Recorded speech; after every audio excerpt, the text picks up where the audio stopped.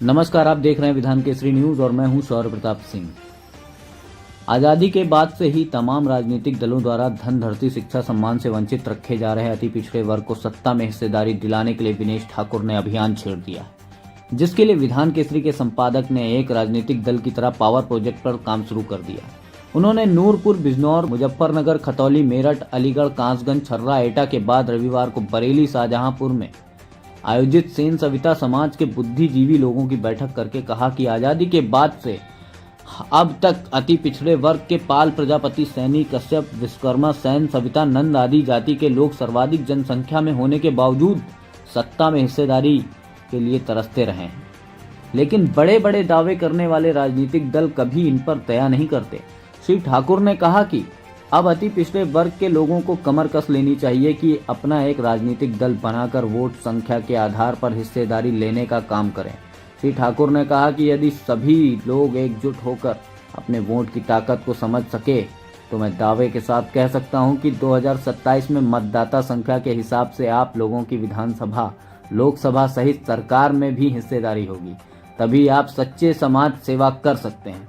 उन्होंने कहा कि सत्ता प्रत्येक ताले की वह मास्टर चाबी है जिससे सभी समस्याओं का ताला खुलता है, लेकिन अति पिछड़े वर्ग के लोग कहीं सामाजिक संगठन के नाम पर तो कहीं दरी बिछाने के काम पर लगे रहते हैं और कहीं अपनी खुद की झोपड़ी न बनाकर किराए के मकान में गौरवान्वित महसूस करते हैं। खास बात यह है कि बड़े बड़े दलों में मामूली पद पाकर अपने आप को गौरवान्वित महसूस करते हैं।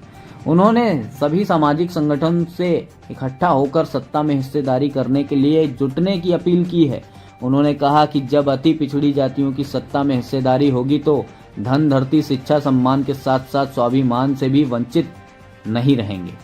सभी चर्चा बैठकों में भाग लेने वालों ने तन, मन, धन से सहयोग करने की शपथ ली और कहा कि ऐसा पावर प्रोजेक्ट हम पहली बार सुन रहे हैं जिसमें सफलता की 100% उम्मीद से इनकार नहीं किया जा सकता। धन्यवाद। अनिल और सभी साथी यहाँ मौजूद हैं, हरिशंकर जी बैठे हैं। सबसे पहली बात तो यह है कि जो मैं सोचा था वो काम हुआ। यहाँ करके मुझे जो उम्मीद थी, मेरा मकसद यहाँ भीड़ का मकसद नहीं था, ना 100-200 आदमी का मकसद था। मेरी जिससे भी बात हुई होगी, मैंने हमेशा ये कहा मैं 20-25 लोगों के बीच में बैठ के बात करना चाहता हूँ। मैं आपको ये बताना चाहता हूँ कि एक तो जैसे चर्चा कर रही है कि पॉलिटिकल पार्टी नाम तो कुछ देना पड़ता है, लेकिन मैंने जो राजनीतिक दल बनाने का काम नहीं किया है, मैंने एक पावर प्रोजेक्ट बनाने का काम किया है। मैं जो चाह रहा हूँ, मैं अखबार का आदमी हूँ, मेरे बस का बहुत लंबा संघर्ष करना नहीं है। मेरा मकसद ये है कि अपने लोगों के बीच में बैठ करके अपनी बात शेयर करूँ और मैं चाहूँ कि तत्काल काम करना। अगर मेरे मन में कोई बात में नाते आती है तो मैं उसको बाहर निकल के कर लाऊंगा। तो मेरा ये लगा मुझे, मैं इतने साल से पत्रकारिता कर रहा हूँ, तमाम लोगों की बात करता हूँ, तमाम कभी कोई आता है कि साहब हमारी FIR नहीं हो रही है, हमारे साथ ये घटना हो गई, ये घटना हो गई, ये घटना हो गई, सोचता हूँ हम न्याय करवाएंगे, ये न्याय करवाएंगे, लेकिन मैं धिक्कारता हूँ ऐसी पत्रकारिता को जिसमें हमारा समाज अति पिछड़ी जातियां, वंचित जातियां, जो लोग विधायक सांसद नहीं बन पाते, इन लोगों को, ये लोग भी तो आदमी हैं जिनके मन में ये बात थी। मैं तो जुड़ा हुआ कि मैंने कई बार प्लान किया, एक मुरादाबाद का ग्रुप चलता है, मैं उसमें लिखता हूँ, कुछ लोग हमारे सीधे प्रधानमंत्री बनने की बात करते हैं, कुछ लोग हमारे सीधे मुख्यमंत्री बनने की बात करते थे। मैं उसमें बहुत कई सालों से लिख रहा था। मैंने कहा भाई पहले आप पहली सीढ़ी चलो, पहले अपना आप खुद को ब्रांड बनाओ, उसके बाद ब्रांड बन करके कुछ करना कर सकते हो, लेकिन सीधे नहीं कर सकते। सीधे बहुत बड़ा उत्तर प्रदेश है, बहुत बड़ा देश है, इसमें देश में ऐसे थोड़े लोगों ने 50-50 साल हो गए लोगों को संघर्ष करते हुए, उसके बाद भी प्रधानमंत्री कुर्सी तक नहीं पहुंच सके। नेताजी चले गए, प्रधानमंत्री नहीं बन सके।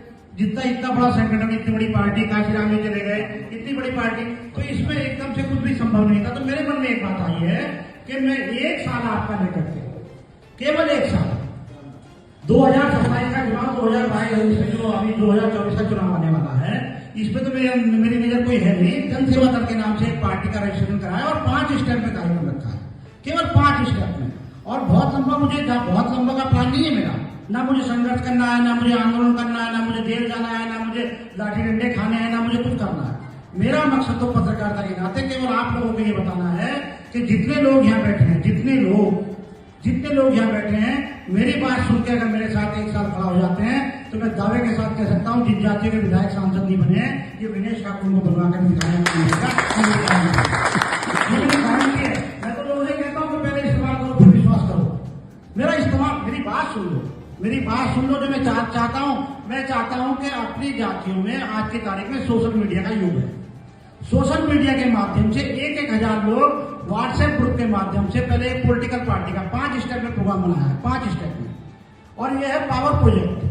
पॉलिटिकल पार्टी के नाम से, पॉलिटिकल पार्टी का नाम तो देना पड़ेगा। हम जाएंगे तो फिर झंडे बैनर लगाएंगे, उसमें कोई पावर प्रोजेक्ट तो लिख नहीं सकते, तो हमने उसमें नामकरण तो उसका कर दिया है जनसेवा दल के नाम से। लेकिन वास्तविकता यह है कि वो पावर प्रोजेक्ट है। हमें सत्ता की पावर हासिल करनी है उस प्रोजेक्ट के माध्यम से। हमें सत्ता की पावर हासिल करनी है उस प्रोजेक्ट के माध्यम से। उसके लिए मेरा पहला प्लान था पॉलिटिकल पार्टी का एक रजिस्ट्रेशन कराना। उसका मैंने फाइल जमा करा दी, उसकी मैंने फाइल जमा करा दी है। और फाइल जमा कराने के बाद दूसरा स्टेप मेरा यह है कि 75 जिले उत्तर प्रदेश में हैं और 10-12 जातियां जो सब जातियां उससे हिस्सेदारी से वंचित रही हैं। और खास करके हमारे लोग तो कोई विधायक बन नहीं सका है। हमारे किसी आदमी ने आज तक उत्तर प्रदेश में विधानसभा नहीं देखा, विधानसभा। तो मुझे इस बात की चिंता हुई, तो तब मैंने ये प्लान किया है, जगदीश जी, संचालनकर्ता महोदय, तब मैंने ये प्लान किया है कि भाई इसमें 3 साल का समय है, 3 साल। इस 3 साल के समय में हम 1 साल में ये संगठन 6 महीने में, साल भर में, 3 महीने में जब भी हो सकता हो 1,000 लोग अगर अपने समाज के